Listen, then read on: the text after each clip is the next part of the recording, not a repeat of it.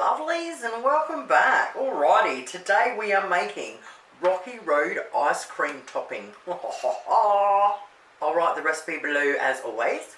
So we're going to need some dark cooking chocolate, glaced cherries, marshmallows, thickened cream, and some mixed nuts. And I don't have any peanuts today, so I'm just going to use a few cashews, flaked almonds, and walnuts. Alright, first thing we need is a medium saucepan. We want to put 200 grams of chopped up dark chocolate in there. We want 1 cup of thickened cream.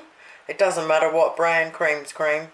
Now we want to put it on the stove top on the lowest possible heat, and once it starts to melt down, you want to start stirring it and constantly stir it until the chocolate's all melted and the mixture's smooth. As soon as it's smooth, take it straight off. Okay, when we've got it all melted down and mixed in, this is what it looks like.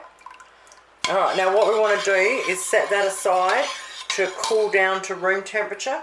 So while that's cooling down, we'll do everything else. So the first thing we need is 1/4 cup of crushed mixed nuts. So you can put them in your food processor, or you can put them in a plastic bag with a rolling pin or a hammer. Once we've done that, stick them in a little bowl, get out a bigger bowl to throw everything in. Now we need 1 cup of chopped marshmallows. So what I'll do is I'll chop them in half and then chop it in half again, and then the 2 sticky inside bits I'll stick into the nuts first, and then I'll chuck them into our cup measurement. This way, when you do that, they don't all cling together. See how you coat them in the nuts first? Alright, and just keep on going until we've got a cup there. Once we've done that, we stick our marshmallows in the bowl, and we stick the rest of the nuts in our bowl.